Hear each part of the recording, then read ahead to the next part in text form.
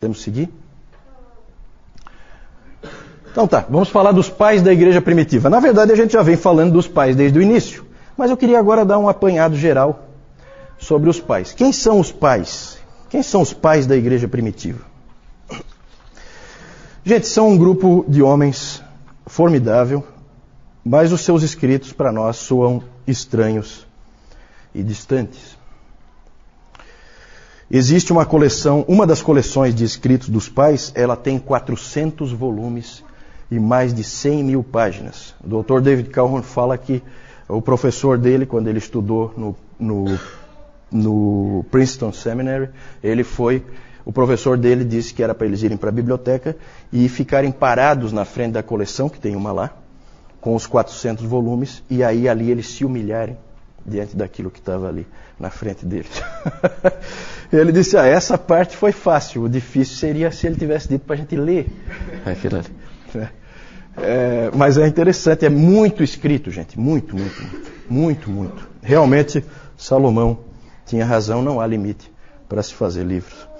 E foi importante tudo isso que eles escreveram. Muito mais conhecida é uma outra coleção, que inclusive circula na internet, talvez algum de vocês já tenha a possibilidade de ter visto, porque isso aí tudo evidentemente é domínio público, com 38 volumes, bem mais modesta, né? 38 volumes, dividida em pais antinicenos ou pré-nicenos, nicenos e pós-nicenos. Então, os pais que vieram antes do Concílio de Niceia, os que pegaram aquela época do Concílio de Niceia e os que vieram depois do Concílio de Niceia. Eles são famosos, esses pais, mas eles são pouco conhecidos. Por que eles são pouco conhecidos? Primeiro porque eles são difíceis de ler. Eles são extremamente prolixos. O que a gente escreveria numa página, eles vão levar umas 6, 7. Depois os puritanos vão fazer isso de novo, né? Gostam de escrever. E eles sempre fazem digressões. Sabe o que é digressão? Digressão é quando eu começo a falar um assunto, eu faço muito isso, tá? Quando eu começo a falar um assunto, e daqui a pouco eu já estou falando um outro assunto e eu não concluí o primeiro. E aí eu vou para um terceiro assunto e eu não concluí nem o primeiro nem o segundo. Isso são digressões. E eles fazem essas digressões. Às vezes eles começam com um assunto, daqui a pouco eles já vão para outro. No Novo Testamento tem alguém que faz esse tipo de coisa, né? Um dos motivos que os estudiosos creem que o livro de Hebreus não foi escrito por Paulo, apesar de alguns acharem que foi escrito por Paulo, e ele foi colocado na Bíblia como um escrito de Paulo, né, pelo posicionamento. Um dos motivos que faz com que as pessoas creiam que não foi escrito por Paulo é porque o livro de Hebreus não contém digressões, e Paulo fazia digressão sempre. A hora que ele fala de Jesus Cristo, ele esquece do que ele está falando. É impressionante. E o autor de Hebreus, não, o autor de Hebreus ele é preciso. Então não é uma característica tão ruim assim, mas realmente dificulta a leitura. Inclusive o professor Calhoun lá, ele recomenda ler o livro Cidade de Deus, do Agostinho, a principal obra de Agostinho, que alguém já disse que é um livro sobre tudo o que há. Né? Sobre o que fala esse livro? Sobre tudo. Tudo que você puder imaginar. Esse livro fala. Estranho, né? Só lendo mesmo para a gente ter uma noção do que isso significa. Outra coisa, eles tinham um excesso de figuras e de simbolismo. Esses tempos eu li uma figura, um ensinamento do Clemente, acho que era o Clemente de Roma, e era interessante porque ele falava da construção de Deus. Então ele falava que cada um de nós é uma pedra e que Deus levanta através da estrutura do Evangelho, e que a roldana é Cristo. E começa a ficar complicado, daqui a pouco a ilustração você já não entendeu mais nada. É tanta coisa, tudo tem uma ilustração, você já não entende mais nada. E realmente fica difícil de entender. Então eles são um pouco difíceis de ler, bastante difíceis de ler, uns mais, outros menos, mas são pessoas que foram fundamentais para a história da igreja. Quem são eles então? Eles são os líderes da igreja depois dos apóstolos. Podemos dizer que talvez o primeiro seja Clemente de Roma, que escreveu no ano 96, ainda no primeiro século ele escreveu a carta aos Coríntios, primeira de Clemente aos Coríntios. Talvez ele seja o primeiro dos pais. E aí tem vários pais ali. Onde será que termina? Alguns dizem que termina com Agostinho, no século V. Alguns levam para muito mais longe, dizem que Bernardo de Claraval, ou de Clairvaux, é o último pai. Para a Igreja Oriental, a Igreja Ortodoxa, a Era dos Pais ainda não acabou. É engraçado que o Dr. Kalman, ele fala de um patriarca, acho que de Constantinopla, que estava lá no seminário. E aí perguntaram para ele, quando é que terminou a Era dos Pais? Aí ele falou assim, como assim terminou? Eu estou vivo? Então, para a Igreja Oriental não terminou ainda, né? Eles continuam usando a figura dos patriarcas. Eram homens de várias regiões e etnias, sempre daquela em volta ali do mar Mediterrâneo, que geralmente escreviam em grego, eram de fala grega. Por que eles são chamados de pais? Essa é uma pergunta interessante, né? Por que eles são chamados de pais? Não porque eles fossem perfeitos, ou porque, muito pelo contrário, eles não tinham nada de perfeitos. Mas eles eram ouvidos e respeitados por toda a igreja. Como um pai, ouvido e respeitado. E eles também permaneceram firmes pela verdade. De perfeitos eles não tinham nada. Nós temos gente como Tertuliano, que a gente já falou no domingo passado, que acabou cedendo à heresia montanista,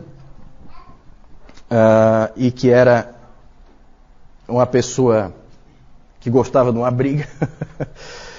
Nós temos o Jerônimo. O Jerônimo era um indivíduo insuportável. Ninguém gostava de Jerônimo. Jerônimo era um cara intratável, ranzinza, rabugento.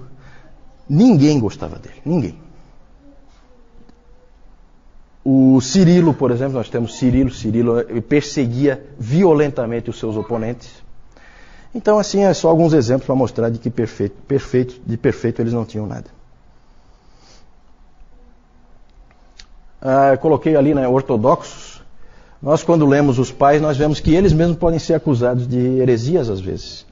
Por quê? Porque a doutrina não está bem estabelecida. Não há ainda uma clareza sobre a verdade. O que é verdade e o que não é verdade. Então eles falham às vezes na doutrina da Trindade. A doutrina da Trindade não está bem clara. E sempre é um terreno perigoso. Quando você começa a escrever sobre isso, você corre o risco de ir longe demais. É como você também escrever sobre a soberania de Deus. Você corre o risco de ir longe demais. Depois nós vamos falar mais um pouquinho sobre isso. De qualquer maneira, a igreja antiga honrou os seus líderes e eles são chamados de pais. A maioria deles foi considerada tanto pela igreja católica, como pela católica romana, como pela igreja ortodoxa. Eles são considerados santos. Alguns não, como Tertuliano, por exemplo, porque seguia uma heresia, e o Orígenes, porque falava muita bobagem. Né? Mas vamos lá. Vamos falar rapidamente de 9 pais, só assim para vocês terem uma ideia da variedade de cada um. Pode pôr o primeiro aí. Clemente de Roma, que foi o primeiro aí, a gente não sabe bem quando que ele nasceu, mas ele morreu no ano 99. É um típico pastor. Falei para vocês, eu já tive a oportunidade de ler a primeira carta aos Coríntios de Clemente de Roma. É uma carta curta, dá para você ler tranquilamente, tem evidentemente na tradução, né? Eu não sei ler em grego. Mas ele é tipicamente pastoral. É um pastor, nitidamente um pastor. Próximo, Policarpo. Aí nós vamos colocar mais ou menos em ordem cronológica, e todos esses pais aí são do 2º, 3º século. 1º, 2º, 3º século, que é mais ou menos onde a gente está. Não conseguimos avançar ainda. Hoje nós devemos entrar no 4º século. Policarpo nós já falamos, nós falamos do martírio dele, lembram? Ele foi bispo de Esmirna, conheceu pessoalmente o apóstolo João, isso é sempre uma coisa muito interessante. Ele foi discípulo de João, ele aprendeu com João. Isso é uma coisa bem marcante. E ele é famoso por aquelas palavras que ele disse quando ele foi martirizado. Famosas palavras: 86 anos eu servi ao Senhor e Ele nunca me falhou. Como poderia eu negar a Cristo, meu rei.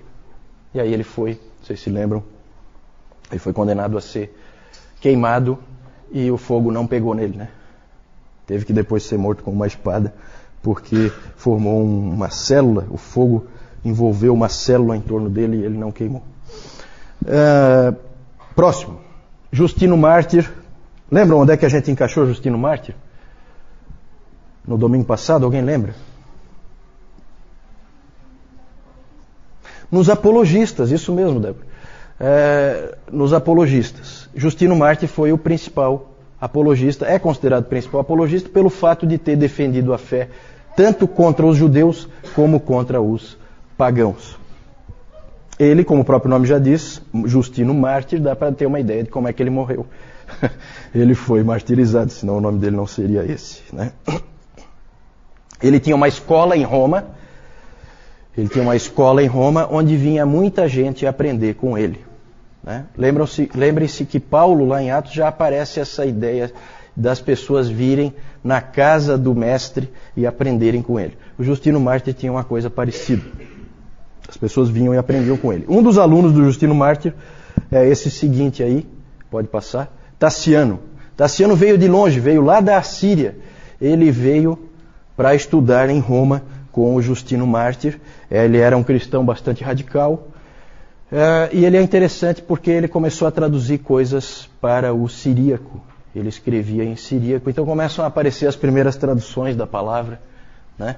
Ele começa a traduzir para o siríaco porque ele foi para Roma, aprendeu com o Justino Mártir, depois voltou lá para a Síria. A Síria é um país que fica ali vizinho de Israel, né? Então logo assim a leste de Israel fica a Síria. Ele escreveu o Diatessaron. Diatessaron é a primeira harmonia dos evangelhos. Você sabe o que é uma harmonia dos evangelhos?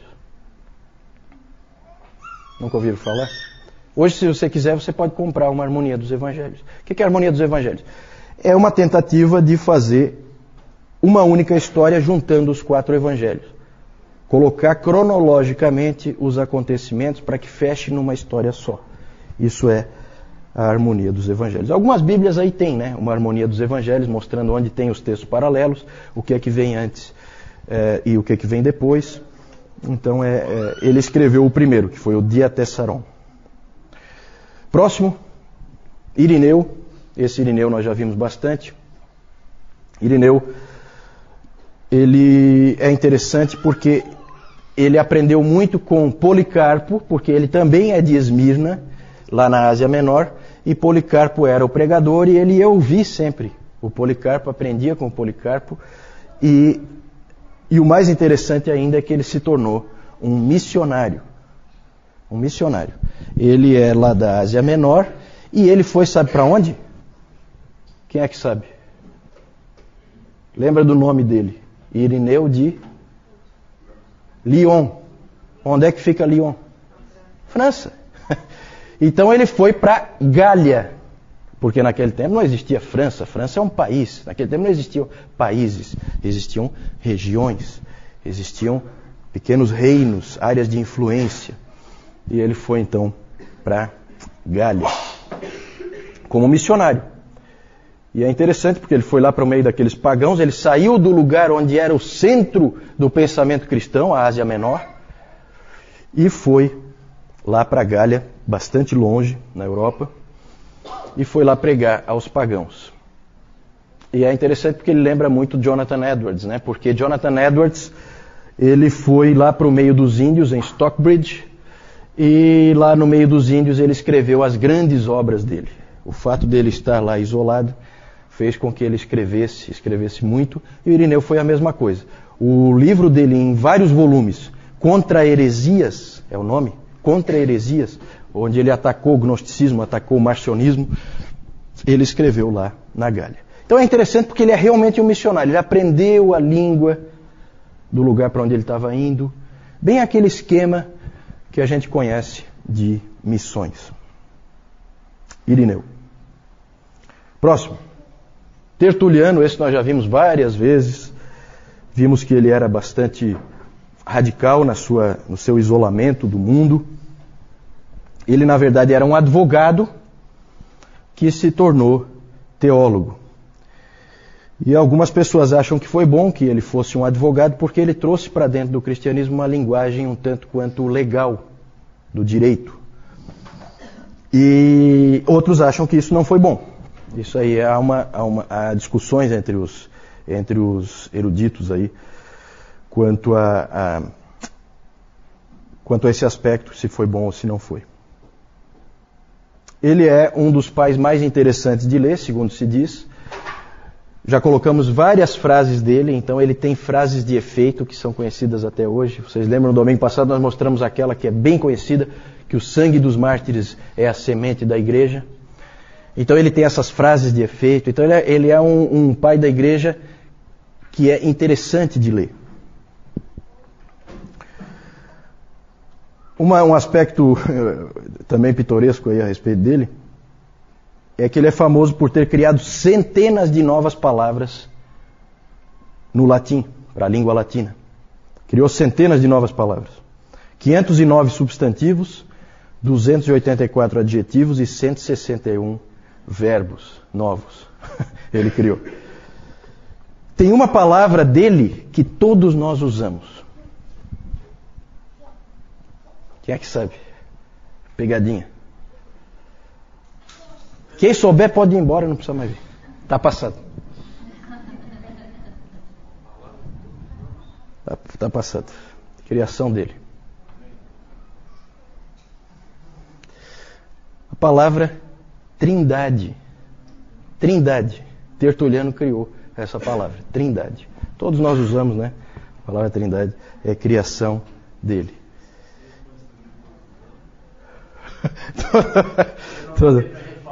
Todo mundo. Não, é rápido, é jogo rápido. Não. Vou dar o dia inteiro para tu ir pesquisar na internet. Não. Tem que saber. Se não sabe, não sabe. É. Próximo. Clemente de Alexandria, já falamos dele também. Lembram que ele era vinculado a uma escola lá em Alexandria, famosa escola cristã, um tipo de um seminário. Ele foi aluno do Pantenos. Alguém lembra do Pantenos? Quem foi o Pantenos? Foi um professor dessa escola de Alexandria que ele foi para onde? Falei no domingo passado. Difícil de lembrar esses detalhes, né? Foi para a Índia, exatamente. Foi lá consolidar o trabalho do apóstolo Tomé. Foi missionário também. Então, e o Clemente tinha sido aluno dele. E o Clemente, todo esse pessoal de Alexandria gostava muito do conhecimento, inclusive do conhecimento pagão, dos filósofos, né? Aristóteles, Platão, todos esses grandes filósofos gregos. E o Clemente, vocês lembram que nós tratamos dele quando nós falamos dos apologistas, da questão também da tensão do cristianismo e da cultura. Nós vimos que Tertuliano exemplificava um tipo de postura e o Clemente exemplificava um outro tipo de postura, que é de receber essas coisas, claro, sob o Evangelho, nunca em mesmo grau de importância, mas usufruir delas. E o Clemente, o Calhoun diz que o Clemente provavelmente é um pai da igreja que todos nós gostaríamos dele, porque ele é realmente um tipo assim amigo, um tipo pai, uma pessoa agradável. Conhecia muito, extremamente inteligente e foi professor também dessa escola em Alexandria. E agora nós vamos falar do sucessor dele, que é talvez mais genial que ele, mas que pisava na bola às vezes, que é o Orígenes. Orígenes é o sucessor de Clemente. Vejam que ele é mais novo, 35 anos do que o Clemente, e ele sucedeu o Clemente, então, na escola de Alexandria. Começou a escrever no ano 215 e escreveu livros sobre tudo que você puder imaginar. Ele escreveu livros apologéticos, ele escreveu comentário da Bíblia inteira, naquela época, e escreveu exposições bíblicas, e escreveu, interessante, o que se considera a primeira teologia sistemática. Ele é o primeiro a escrever uma teologia sistemática que é o livro dele sobre os princípios fundamentais. Todos têm sentimentos duvidosos em relação a Orígenes. Não existe santo Orígenes, tá? Por quê? Porque o que se diz a respeito de Orígenes é o seguinte: quando ele é bom, ele é muito bom. Mas quando ele é ruim, ele é muito ruim. Então essa é a frase-chave a respeito do Orígenes. Orígenes trouxe muitas coisas boas para a igreja, mas também trouxe umas doutrinas estranhas que ninguém engoliu. Alguém abre a Bíblia aí, por favor? O João disse que isso é um curso onde não se abre a Bíblia. Então, não falei, né? Então vamos abrir a Bíblia aí, em Atos 3:21.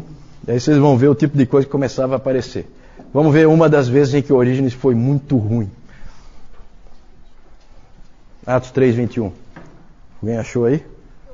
Sam, lê para nós. É necessário que ele permaneça no céu até que chegue o tempo em que Deus restaurar todas as coisas, como falou há muito tempo, por meio de seus santos profetas. Obrigado. Até que chegue o tempo em que Deus restaurará todas as coisas. Pronto. Aí o Orígenes. O que significa isso? Significa que todo mundo vai ser salvo. Então ele acabou vindo com uma doutrina universalista. No final todos vão ser salvos, até o diabo.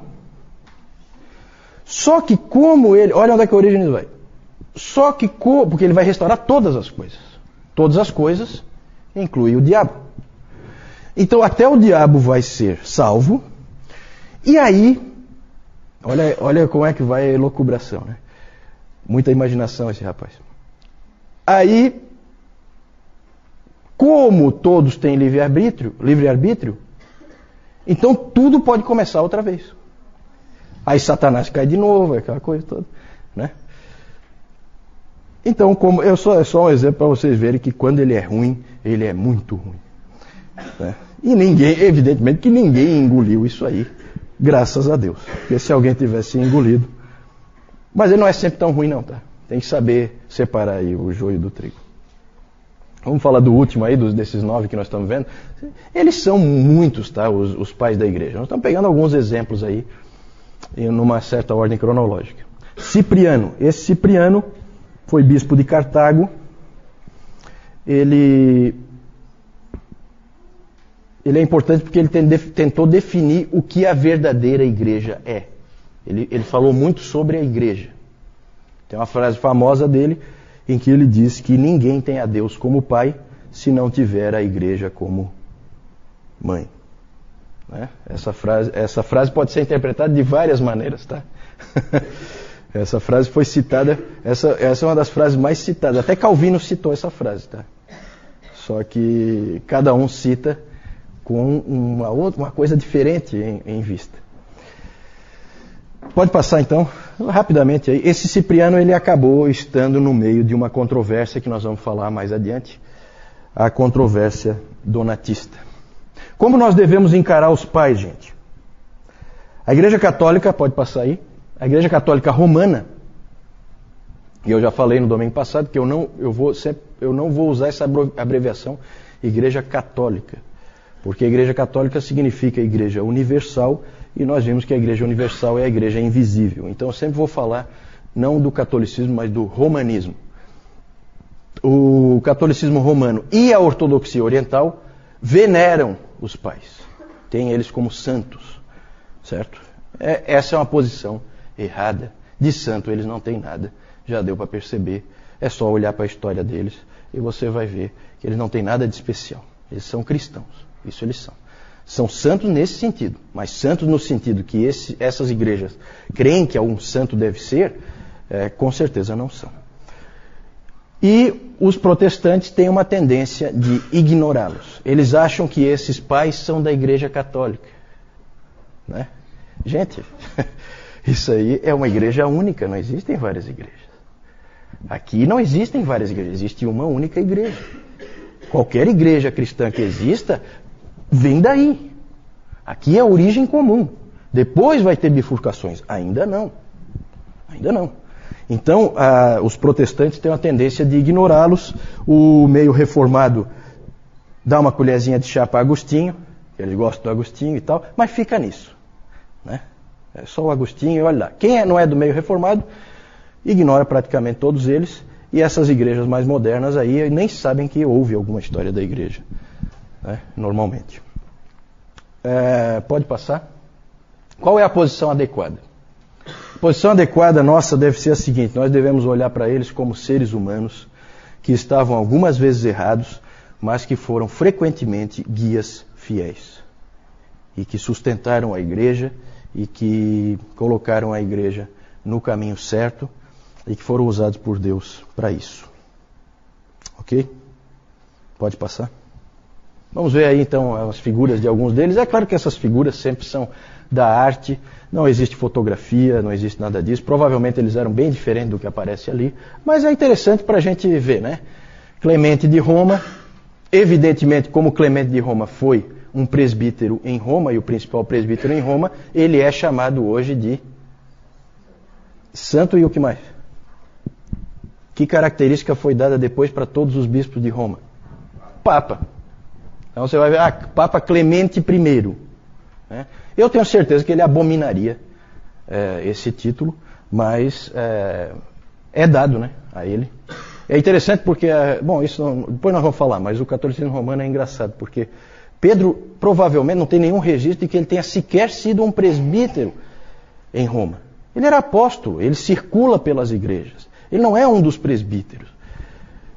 Então ele não é bispo de Roma, então ele não é o primeiro papa. Mas é aquela coisa, força-se, né? Na verdade é uma afirmação, essa afirmação de que Pedro foi o primeiro papa não é uma afirmação histórica, é uma afirmação dogmática. Para garantir uma certa doutrina, então se afirma isso contra todas as evidências históricas. Então ali, Clemente de Roma, Policarpo, Justino Mártir, Taciano, pode passar, Irineu, Orígenes e Cipriano, são os 9 que nós falamos, né? Eu não sei onde é que... A pergunta é sobre onde estão os escritos dessas pessoas. Na verdade, existem cópias, né? Como todos os livros antigos, existem cópias. E as cópias são muitas. Então você tem em vários lugares. O acervo do Vaticano deve ter cópias também. Alguns têm cópias mais antigas, outros têm cópias mais recentes. A maioria dos manuscritos antigos estão na Inglaterra. Já houve tempo em que a Inglaterra foi dona do mundo. O sol não se punha sobre o reino da Rainha Vitória. E então todos os arqueólogos eram ingleses e tudo que eles descobriam eles simplesmente roubavam dos países em que eles descobriam as coisas, né? Então a maioria dos manuscritos estão na Inglaterra, muitos nos Estados Unidos também, porque foram comprados, né? Os Estados Unidos, no poder econômico, compravam manuscritos, mas sempre é assim, sempre são cópias. Então as cópias são muitas. Os originais provavelmente estão perdidos. Algumas dessas obras não sequer existe o original. Eu falei daquela obra do Celso, Verdadeira Razão. Essa obra foi reconstruída, 90% dela, só com as citações que o Orígenes faz daquela obra. A obra mesmo não existe. Não se encontra a obra. Então isso aí são tudo recursos históricos que se usam para reconstruir livros antigos. Uma das grandes perdas que nós falamos no domingo passado foi exatamente a queima da Biblioteca de Alexandria, porque certamente ela teria cópias de todos esses manuscritos.